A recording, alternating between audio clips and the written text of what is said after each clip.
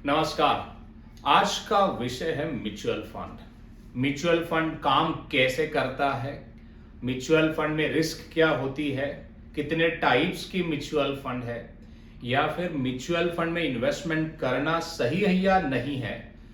और इसके अलावा बहुत बार आपने सुना होगा कि म्यूचुअल फंड में अगर आप पैसा लगाते हो तो डायरेक्टली आपको फायदा ही फायदा होता है। ये यूट्यूबर्स या फेसबुक पे जितने भी जो लोग हैं या फिर जो इन्फ्लुएंसर्स हैं, ये हमेशा गलत इंफॉर्मेशन देते हैं। कुछ हालांकि सही भी देते हैं, लेकिन ज्यादा तौर पर ये अपनी मार्केटिंग और अफिलिएट कमीशन कमाने के चक्कर में ज्यादा से ज्यादा उस कंटेंट को फैब्रिकेट करके प्रेजेंट करते हैं, एंड इसके लिए अपने को कभी कभार लॉसेस भी होते हैं।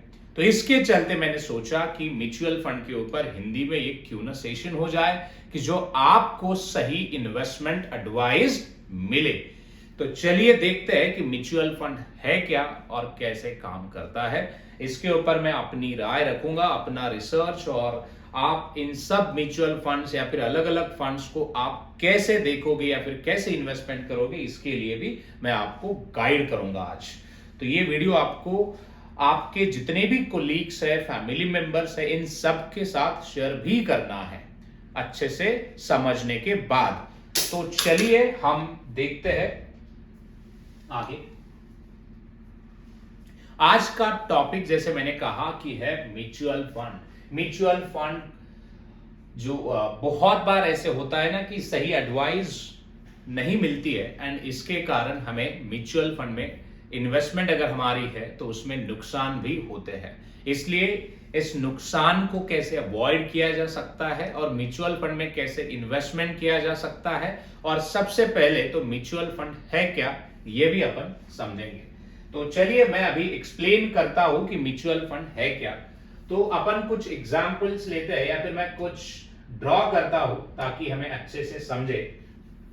एक उदाहरण मैं देता हूं आपको।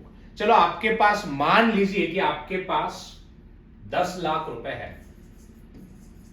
आपके पास 10 लाख रुपए है। इसको इन्वेस्ट करने के अगर आपके एक निजी पर्सनल तौर पर अगर मैं पूछूं तो इसको आप कैसे इन्वेस्ट कर सकते हो। ज्यादा तौर पर लोग ये कहेंगे कि सर हम इसको ब्याज के ऊपर दे सकते हैं, राइट। दूसरा, बैंक में डिपॉजिट भी कर सकते हो आप।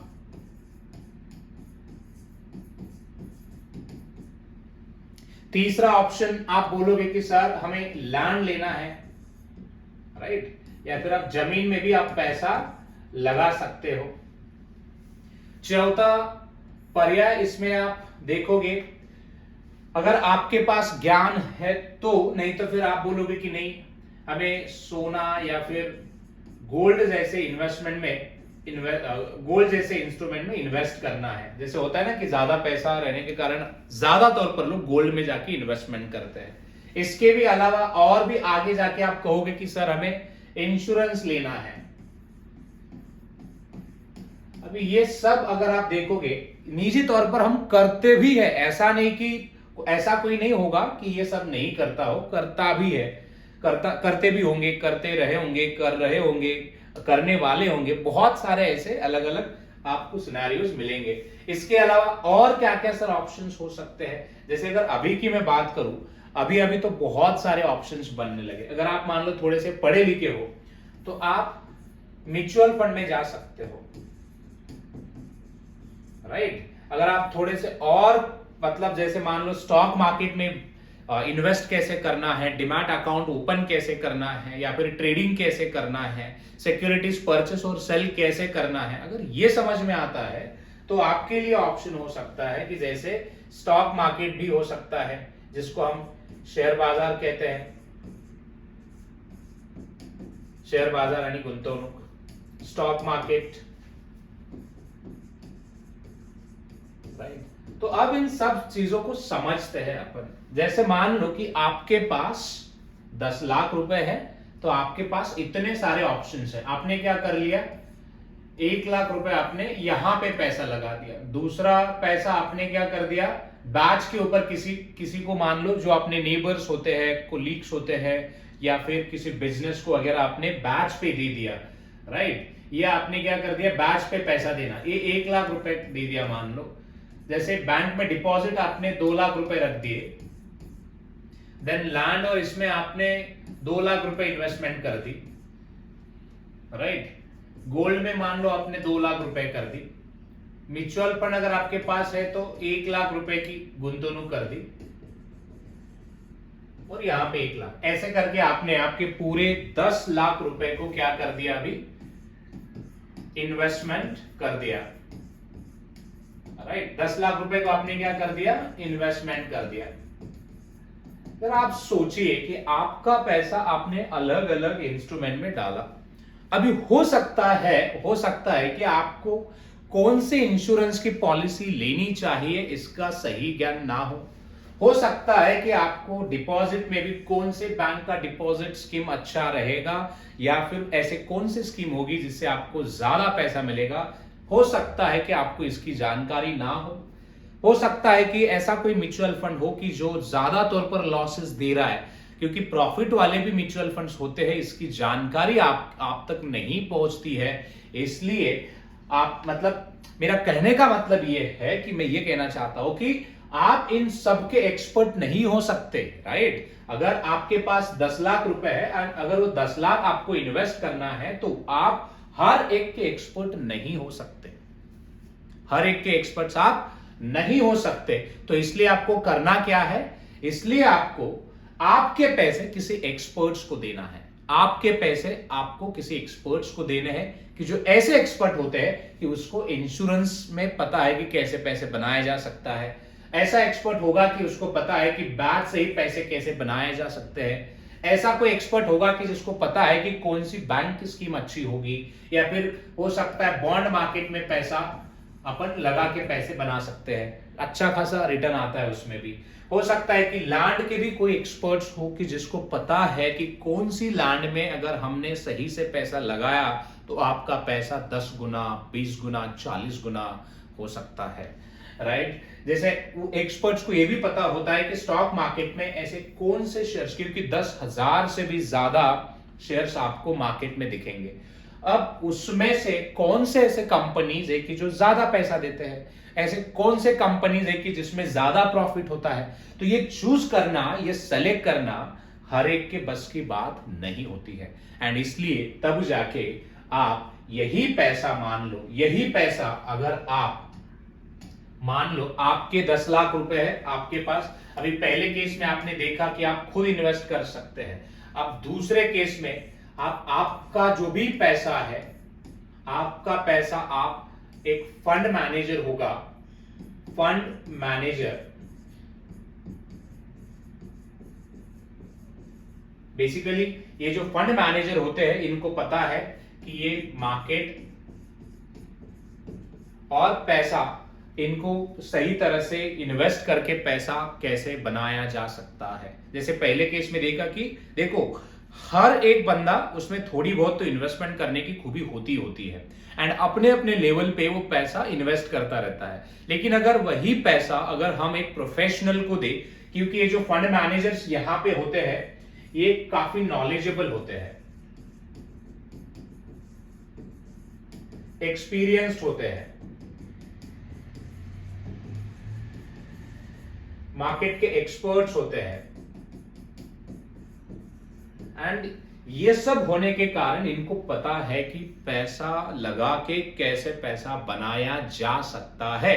हालांकि ये बात भी 100% सही नहीं होगी कि हर एक मैनेजर अच्छा ही होगा, हर एक मैनेजर का दाव अच्छा ही जाएगा, क्योंकि स्टॉक मार्केट ही नहीं, ऐसी कोई भी इन्वेस्टमेंट लेके आ जाओ जिसमें 100% गारंटी कोई नहीं दे सकता।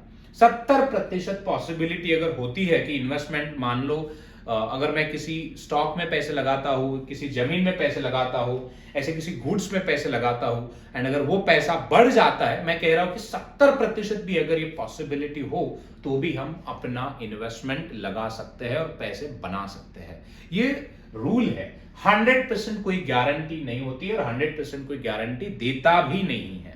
बट जैसे मैंने कहा कि अगर आपको रिस्क लेने की क्षमता है, आपको पैसे कमाने हैं, आपको नहीं बल्कि आपको खुद के पैसे किसी और को देके पैसे के ऊपर अगर पैसे बनवाने हैं, तो वो होता है फंड मैनेजर। आपके 10 लाख फंड मैनेजर को दे दीजिए एंड घर जाके आराम से बैठिए। फिर फंड मैनेजर क्या करता है, फंड मैनेजर एक पूल बनाता है। बेसिकली ये पूल का मतलब है एक फंड एएमसी के तौर पर वो रजिस्टर्ड करता है, लीगल एंटिटी बनाता है, राइट, एक लीगल एंटिटी बनाता है एंड वो पैसा उस लीगल एंटिटी में डिपॉजिट किया जाता है। अभी उसी को आप सब्सक्रिप्शन भी कहते हो, क्योंकि आपको सब्सक्रिप्शन मिला है आपके फंड के यूनिट्स का, एंड जब आपके फंड के यूनिट्स का आपको सब्सक्रिप्शन मिलता है तो वो पैसा एक फंड मैनेजर इन्वेस्टमेंट के तौर पर यूटिलाइज करता है। अभी वो पैसा इक्विटीज में भी लगा सकता है, बॉन्ड्स में भी लगा सकता है, right, gold bond sorry money market है, मनी मार्केट में भी वो पैसा लगा सकता है, लोन मार्केट में भी वो पैसा लगा सकता है। देन अभी और जैसे रियल एस्टेट वगैरह के जो सिक्योरिटीज है उसमें भी पैसा लगाया जा सकता है। अभी ये फंड मैनेजर और उस स्कीम के ऊपर निर्भर करता है। एंड इसके अलावा एक इन्वेस्टर का रिस्क लेने का अपेटाइट कितना है। अब ये कहोगे कि सर ये रिस्क क्या है, मुझे समझ में नहीं आया। मान लो आपने 10,000 रुपए इन्वेस्टमेंट कर दिए, आपकी रिस्क कितनी हो गई, 10,000 रुपए की हो गई। सर ऐसा क्यों कह रहे हैं आपकी, मैंने जितना पैसा लगाया उतनी रिस्क है। कल जाके मान लो कि जो आपने पैसा लगाया वो जीरो हो गया, तो आपको तो 10,000 रुपए तक ही नुकसान बेयर करना है। इसलिए मैंने कहा कि आपकी रिस्क 10,000 रुपए की है। अभी इस केस में 10 लाख रुपए है, तो इस बंदे की रिस्क कितनी है, 10 लाख रुपए तक की है। हाँ, लेकिन हालांकि 10 लाख रुपए में से कितना पैसा अगर मैं इन्वेस्ट करता हूं तो उसका कितना नुकसान हो सकता है, वो भी एक उसमें एस्पेक्ट होगा। मान लो कि मैं खुद 50% रिस्क लेने के लिए रेडी हूं मेरे इन्वेस्टमेंट के ऊपर, जितनी भी इन्वेस्टमेंट है उसके ऊपर, तो मेरे रिटर्न भी कितने होंगे, फिर मैं रिटर्न भी 50% एक्सपेक्ट कर रहा हूं। जितने ज्यादा रिस्क उतने ज्यादा रिटर्न होते हैं, जितनी कम रिस्क उतना कम रिटर्न भी उसमें से आपको देखने को मिलेगा। अब मेरी रिस्क तय है कि मुझे 50% रिस्क लेनी है, जितना मैं कैपिटल इन्वेस्ट करूंगा उसके ऊपर। क्यों?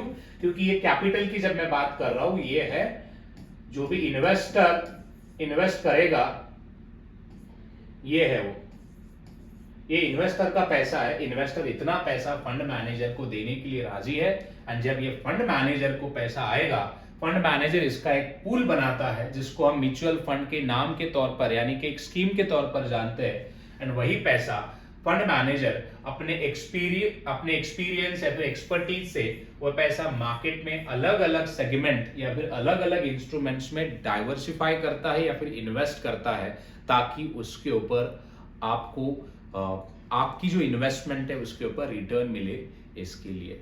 एंड अगर मैं एक डेफिनेशन के तौर पर बताऊं, म्यूचुअल फंड एक पूल है, जो पूल एक फंड मैनेजर या फिर एएमसी और जिसमें एक्सपर्ट और दिग्गज लोग होते हैं वो मिलके चलाते हैं। वो अपने इन्वेस्टर से पैसा रेज करते हैं एंड वही पैसा अलग अलग इंस्ट्रूमेंट्स में इन्वेस्ट करते हैं। इसको हम म्यूचुअल फंड कहते हैं। अब सवाल यह है कि सर म्यूचुअल फंड क्यों? जैसे मैंने एक इन्वेस्टर की बात करी, यहां पर हो सकता है कि यहां पर बहुत सारे इन्वेस्टर हो जो अपना म्यूचुअल इंटरेस्ट, उनका मतलब रिस्क और रिटर्न लेने का जो तरीका है वो सेम ही है, इसलिए म्यूचुअली अग्रीड है जितने भी इन्वेस्टर्स एक साथ आए हुए हैं, एंड इसलिए वो म्यूचुअली इन्वेस्ट करना चाहते हैं अलग अलग फाइनेंशियल इंस्ट्रूमेंट्स में थ्रू फंड मैनेजर और उनका जो भी स्कीम है उसके थ्रू। इसलिए हम इसे कहते हैं म्यूचुअल फंड। म्यूचुअल मतलब ग्रुप ऑफ पीपल जिनका रिस्क, जिनके इन्वेस्टमेंट ऑब्जेक्टिव्स और जिनके रिटर्न के जो एक्सपेक्टेशंस है वो अपने एक दूसरे के साथ तालमेल होता है या फिर मैच होते हैं। इसके चलते हम इसको इन्वेस्टमेंट पूल में पैसा डाल के इन्वेस्ट कर सकते हैं, राइट। तो ये हुआ म्यूचुअल फंड। अब जो अंग्रेजी मेरे ऑडियंस है वो बोलेंगे कि सर इंग्लिश में भी बताओ। Mutual fund is a pool of investment. Is a pool means it's like a vehicle, so anyone can take a tickets through subscription and sit in that vehicle and drive. Simple. So if I talk about mutual fund it means it's a pool of investment managed by the highly professional people who are expert into investment advising, consulting, or asset management services. So they'll manage it and they'll create a schemes or pool or strategies or build a strategies as per the investors' investment objectives, and they'll try to deploy the funds or allocate the funds accordingly into variety of financial instruments. So that pool you can call it as a mutual fund. ये गरीब लोगों का pool है भाई, जिसमें आप 100 rupees या फिर 50 रुपीज 200 रुपीज से इन्वेस्टमेंट कर सकते हो। तो ये है तुम्हारा म्यूचुअल फंड, जो आई होप कि समझ में आया होगा। अब आगे जाके देखते हैं कि जैसे ये म्यूचुअल फंड समझ में आया, तो इसमें इन्वेस्टमेंट करने के लिए कौन कौन हेल्प करता है। जैसे आजकल तो ना कि जैसे इंटरनेट पे सर्च करोगे तो हजारों ऑप्शंस मिलेंगे आपको इन्वेस्टमेंट करने के लिए। इसको जो भी, जैसे अभी मैं कहूं अपने पास जैसे एक्सिस बैंक है, एक्सिस एएमसी है, आईसीआईसीआई एएमसी है, एसबीआई एएमसी है। एएमसी का मतलब है कि ये जो कंपनीज है मैनेज एसेट करते हैं, ये एक्सपर्ट्स है एसेट मैनेज करने में, इनके फंड मैनेजर्स होते हैं, ये पूरा इन्वेस्टिंग का पार्ट देखते हैं, इन्वेस्टिंग एंड फंड मैनेजमेंट, ये उन्हीं में एक्सपर्ट है। तो ये पूरा इन्वेस्टिंग भी करते हैं, यानी कि जिसको आप कह सकते हो गुंतवणूक, एंड पूरा पैसों का जो भी मैनेजमेंट है वो करते हैं।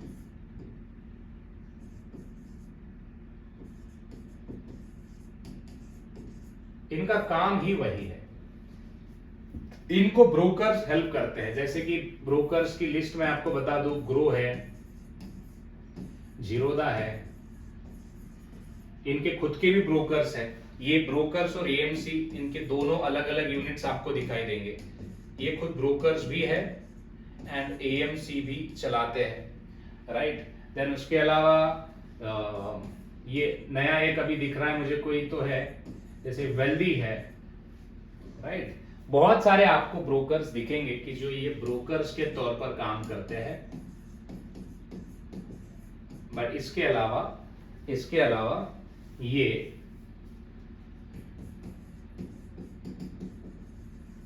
ब्रोकर के साथ साथ म्यूचुअल फंड डिस्ट्रीब्यूटर का भी काम करते हैं। म्यूचुअल फंड डिस्ट्रीब्यूटर का भी काम करते हैं। सर ये नहीं समझा म्यूचुअल फंड डिस्ट्रीब्यूटर का काम। तो इसका मतलब ये है कि अगर आपको यहां पे पैसा इन्वेस्ट करना है, मान लो डायरेक्टली, क्योंकि पैसा तो एएमसी में इन्वेस्ट होता है। क्यों?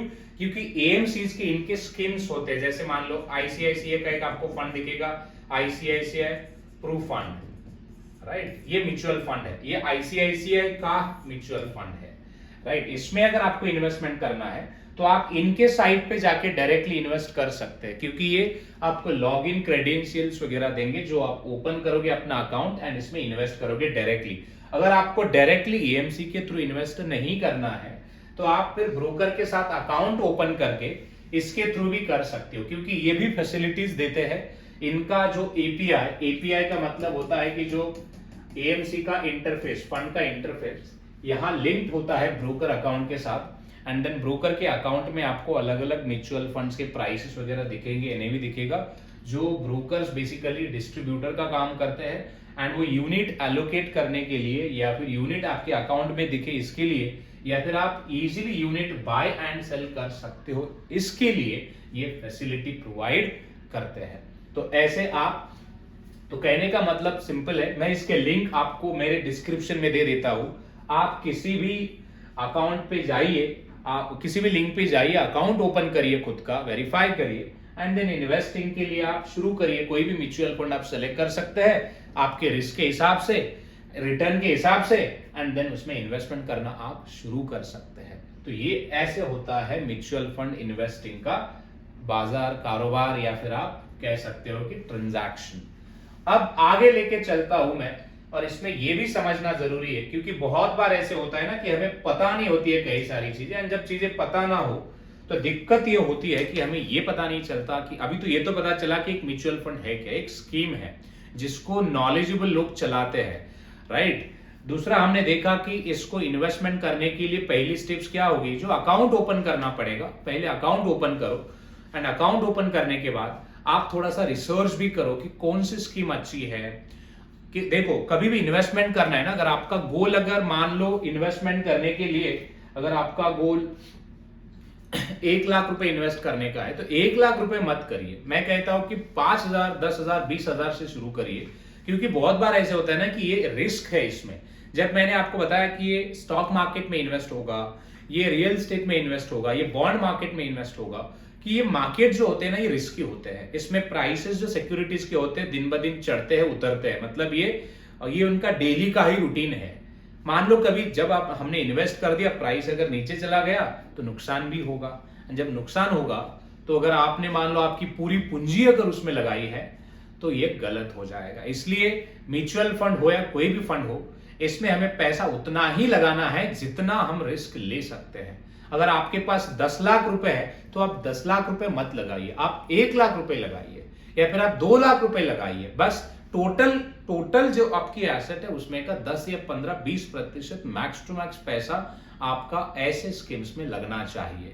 ऐसे नहीं कि मतलब मेरे पास अभी मेरा सेशन देखो कि फुल्ली जोश आएगा, भर दिए, बोले कि नहीं सर अभी इन्वेस्टमेंट करनी है, सैलरी आती है 20,000, डाल दिए 15,000, फिर दूसरे महीने जाके तोड़ोगे। भाई ये इन्वेस्टमेंट नहीं है, ठीक है। इन्वेस्टमेंट का एक रूल होता है, इन्वेस्टमेंट का एक डिसिप्लिन होता है जो फॉलो करना बहुत ज्यादा जरूरी है। अगर हम फॉलो नहीं करते हैं तो हमको कभी भी पता नहीं चलेगा, ठीक है। हमने तो ये चीजें देखी है कि जब मैं थोड़ी देर पहले एक्सप्लेन कर रहा था चीजें कि काम कैसे करता है, जैसे मैंने ये भी चीज एक्सप्लेन करी। म्यूचुअल फंड मैनेजर पैसा अपना स्टॉक मार्केट में लगाता है, जो रिटर्न आते हैं वही रिटर्न इन्वेस्टर्स को डिविडेंड या फिर गेन के तौर पर डिस्ट्रीब्यूट किया जाता है, राइट। ऐसे म्यूचुअल फंड काम करता है, यानी कि इन्वेस्टर्स पैसा फंड मैनेजर्स को देते हैं, फंड मैनेजर्स पैसा stock market, bond market, equity, अलग अलग इंस्ट्रूमेंट्स में लगाता है, एंड वही पैसा डिस्ट्रीब्यूट भी होता है, राइट। तो आगे एंड पे मैं बहुत सारी चीजें बताऊंगा कि आप इन्वेस्टमेंट डिसीजंस भी कैसे ले, तो इसलिए आप एंड तक देखिए, बहुत ज्यादा जरूरी है ये समझना, राइट। एंड अलग अलग टाइप्स भी है म्यूचुअल फंड के गाइस, ये समझना जरूरी है कि अलग अलग टाइप्स कैसे काम करते हैं। इसके ऊपर मैं एक सेशन लेके आऊंगा कि मनी मार्केट फंड क्या होता है, बॉन्ड मार्केट फंड क्या होता है, इक्विटी फंड क्या होता है, या फिर बैलेंस्ड फंड क्या होता है, या फिर इक्विटी इंडेक्स फंड कैसे काम करता है। इन सब के ऊपर मैं अपनी राय या अपने वीडियोस आने वाले समय में लेके आऊंगा ताकि आप सीखो। बट इसके अलावा मैं ये कहूंगा कि जैसे एक ब्रीफ इंट्रोडक्शन में देते समय मैं इसका इसी चैप्टर का अगर आप देखोगे, जितने भी इक्विटी फंड्स होते हैं, सॉरी मनी मार्केट फंड्स होते हैं, इनमें जो रिस्क होता है बहुत कम होता है, लो रिस्क होता है, बट इसके रिटर्न भी बहुत कम आपको दिखाई देंगे, क्योंकि इसके रिस्क लो होने के कारण इसके रिटर्न भी लो होते हैं। ये इसमें आपको मनी मार्केट के फंड में देखेंगे। बॉन्ड मार्केट का भी सेम है, low risk but medium term return, और मीडियम टर्म लो नहीं, आप मीडियम टर्म कह सकते हो। Equity high risk high profit. Balance fund mixed होते हैं, जिसमें इक्विटी, बॉन्ड्स, डिबेंचर, इन सब में पैसा इन्वेस्ट किया जाता है, उसको बैलेंस फंड कहा जाता है। एंड इक्विटी इंडेक्स का मतलब है कि ये जैसे मान लो एनएसई है, निफ्टी में जितने कंपनीज है या फिर जो इंडेक्स है उसमें पैसा लगाया जाता है, बीएसई, एनएसई, या फिर जितने भी ग्लोबल लेवल पे जितने भी इंडेक्सेस है उन सब में पैसा लगाया जाता है, उसको कहते हैं इंडेक्स फंड। तो ये अलग अलग फंड्स है, इसमें पैसा लगाया जाता है और इसी से पैसा बनता भी है और पैसा नुकसान भी होता है। इसलिए मैं एंड पे मैंने कहा ना कि कुछ स्कीम्स के भी नाम बताऊंगा कि जो अभी रिस्क में है, 15-15, 20-20% का नुकसान है उसमें, और ऐसे भी स्कीम्स है कि जो 15-15, 20-20% से ज्यादा उसमें प्रॉफिट भी है। मैं ये भी आपको एक्सप्लेन करूंगा, इसलिए आपको वीडियो एंड तक देखना है, टेंशन नहीं लेना है। जब भी आप समय देते हो तो शांति से समय दो ना, राइट। तो इसमें फिर आपको ये समझने की जरूरत है कि कौन से सेगमेंट में आपका जो भी इन्वेस्टमेंट जाना चाहिए। अब सवाल ये होगा कि सर ये मैं कैसे तय करूं कि पैसा किस में जाना चाहिए। देखो, आपके इन्वेस्टमेंट ऑब्जेक्टिव्स बहुत ज्यादा मैटर करते हैं। अगर आपके इन्वेस्टमेंट ऑब्जेक्टिव्स आपको पता है कि मेरे इन्वेस्टमेंट ऑब्जेक्टिव्स क्या है, तो पैसा लगाने में दिक्कत नहीं होगी। अब मान लो कि ये सर ये भी तय कैसे होगा, मैं ये भी बताऊंगा। आपकी एज के ऊपर मैं पहले जाता हूं कि आपकी एज से अपन शुरुआत करते हैं। ऐसा मान के चलिए कि आपकी एज जो अभी है, आप यहां पे हो, राइट। आपकी एज मैं पकड़ रहा हूं 20 साल या फिर 25 या फिर ऐसे 25 से 30, ये सबके लिए लागू होगा, राइट। ये आप हो, मान लो यहां पे आप हो, आपकी जो अर्निंग है मैं मान के चल रहा हूं 25,000 रुपए की अर्निंग है, राइट। अब सवाल है कि सर 25,000 रुपए और पुणे के जैसे सिटी में रहना और सेविंग करना बहुत मुश्किल है, तो कैसे करूं मैं? डोंट वरी, सबके मतलब जीवन में प्रॉब्लम्स होते हैं, बट उसका रेजोल्यूशन निकालना बहुत ज्यादा जरूरी है। ये आपकी अर्निंग है, अभी अर्निंग हो सकती है कि ये सैलरी है, राइट। एंड इसके अलावा आपके पास और कोई पैसा आता ही नहीं है। इसमें से जो अर्निंग आती है उसमें से पहले आप खर्चे निकाले, जितने भी खर्चे हैं। मान लो खर्चे जैसे कि रेंट है, राइट, बच्चों की फीस है, या फिर मान के चलिए कि आपके और भी एक्सपेंसेस है, जैसे फूड एक्सपेंसेस वगैरह है। इन सबको अगर मैं एलोकेट कर दूं, अभी इससे ज्यादा भी लग सकता है अगर आप बैचलर नहीं हो तो, बैचलर हो तो और ज्यादा भी पैसे लग सकते हैं। मान लो करीब करीब 15,000 पर महीना आपका हर महीना खर्चा होता है। तो आपकी जो सैलरी है उसमें से अगर 15,000 ये चले जाए तो बचे कितने? 10,000 बचे। अब ये सवाल है कि 10,000 अगर बचते हैं तो क्या सर पहले ही मैं 10,000 इन्वेस्टमेंट करना शुरू कर दूं? मत करो। 10,000 ही अगर बचते हैं, देखो कुछ ऐसी भी चीजें होती है ना जीवन में, जैसे मेडिकल इमरजेंसी आई, देखो अपने जीवन से जीवन से ज्यादा इंपॉर्टेंट कुछ भी नहीं, हेल्थ से ज्यादा इंपॉर्टेंट कुछ भी नहीं, इन्वेस्टमेंट भी नहीं है। अभी झुनझुनवाला देखो 40,000 करोड़ का पोर्टफोलियो बना के चला गया ऊपर बीबी को देके या फिर अपने दामाद बच्ची को देके, राइट। क्या उखाड़ ली? कुछ नहीं है। तो इसलिए इन्वेस्टमेंट जरूरी है, ऐसे नहीं कि नहीं है, जरूरी है, लेकिन जीवन से ज्यादा जरूरी नहीं है। इसलिए पैसे अगर इतना कैश अगर आपके अकाउंट में बच रहा है हर महीना, तो इसको ना 2-4 महीने कैश बनने दो। जैसे कि मान लो 50,000 रुपए तक इसको आने दो। बट ये मान लो, देखो गाइज, ये डिसिप्लिन जब तक आपके जीवन में नहीं होती है ना, तब तक इन्वेस्टमेंट प्लानिंग कभी नहीं होती है। तो इसको थोड़ा सा पैसा बनने दो, 50,000 बनने दो। अब ये 50,000 बनने के बाद आपके पास ना कैश रिजर्व बचना शुरू हो जाएगा, राइट। हर महीना अगर आप मान लो इन्वेस्टमेंट का एक स्लैब भी बनाते हो, तो आपके पास कुछ फ्री पैसा बचेगा, जो आपके जीवन में, रेगुलर जीवन में जितने भी इमरजेंसीज आते हैं पैसे को लेकर, राइट, वो आपके अभी सॉर्ट आउट हो जाएंगे अगर आपके पास फ्री कैश पड़ा है तो अब आपको क्या करना है? 10,000 रुपए पर महीना बचता है मान लो, तो उसमें से आपको 2 चीजें करनी है। एक एफडी करनी है, उसी में से जैसे मान लो ये, उसमें से 50,000 रुपए जो है ना बाजू में निकाल के रख दो, फ्री कैश रख दो, और बाकी जो बचता है 10,000 जो हर महीना बचेगा, उसमें से 5,000 रुपए आप एफडी में डाल दो। एंड 5,000 रुपए का जो भी एसआईपी है, एसआईपी यानी कि सिस्टमैटिक इन्वेस्टमेंट प्लान है। हालांकि आप म्यूचुअल फंड में 100 रुपए से भी इन्वेस्ट कर सकते हो, लेकिन मैं एडवाइस दूंगा कि आप थोड़ा सा अमाउंट बढ़ा दीजिए अगर आप यंग है तो, क्योंकि इस एज में ना आप रिस्क ले सकते हो, राइट। थोड़ा बहुत अगर एक्सपेरिमेंट करने में पैसा खर्च हुआ तो भी आप बाद में जाके रिकवर कर सकते हो। यहां पे आप रिस्क ज्यादा ले सकते हो, इसलिए मैं कहूंगा कि फिर आप एक 5,000 रुपए की एसआईपी, स्मॉल कैप, इसमें भी कैप्स है एसआईपी में भी, या फिर म्यूचुअल फंड में भी कैप्स है। जैसे अगर स्टॉक मार्केट की एसआईपी है तो वो रिस्की होती है, या फिर अगर म्यूचुअल फंड स्टॉक मार्केट का है तो वो रिस्की होता है, बट उसमें से भी आपको कैटेगराइजेशन दिखेगा, जैसे स्मॉल कैप है, मिड कैप है, लार्ज कैप है। ये लार्ज कैप बूढ़े लोगों के लिए ठीक है, या फिर जो जिनकी एज 35 से 40 के बीच है, ये लार्ज कैप में जा सकते हैं, क्योंकि उनको ज्यादा एक्सपेक्टेशन नहीं है, बस थोड़ा बहुत पैसा मिलता रहे। ये जो स्मॉल कैप होते हैं वो अग्रेसिव होते हैं, जिसमें ज्यादा रिस्क भी होती है, ज्यादा रिटर्न भी होते हैं। बट जैसे मैंने कहा कि आपकी एज, अगर आप टीन एज में हो या फिर आप अभी भी आप नौकरी के लिए लगे हो, तो ये रिस्क आप ले सकते हो, इसमें कोई दिक्कत नहीं है। तो आप अगर पैसा इन्वेस्ट करना अगर आप शुरू करते हो ऐसे, बट आपका टारगेट होना चाहिए कि मुझे 15-20 साल या 10 साल तक इसको तोड़ना नहीं है।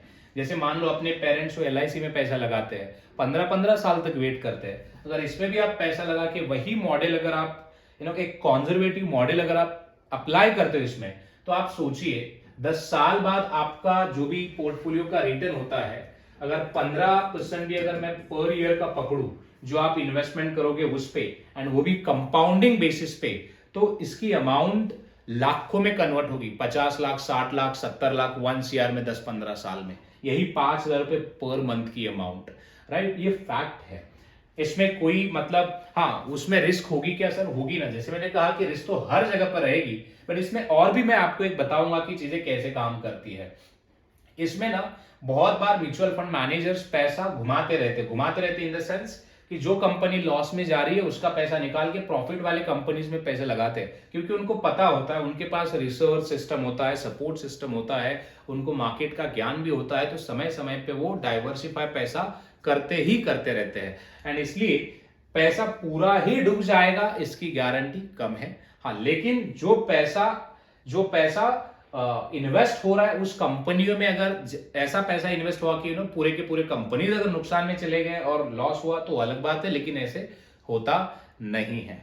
क्यों? क्योंकि इसकी दो वजह है कि यहां पर रेगुलेटर से भी ये भी मॉनिटर रख के चलता है कि ये पैसा कैसे इन्वेस्ट हो रहा है और किस तरह से पैसों का मैनेजमेंट किया जा रहा है। तो इसमें कई तरह तरह के एस्पेक्ट है कि जो म्यूचुअल फंड के इन्वेस्टमेंट में आपको दिखाई देंगे। तो आपको अभी पता तो ये चला होगा कि पहले पैसा कैसे निकालना कैसे है और इन्वेस्ट करने के लिए कैसे करना है।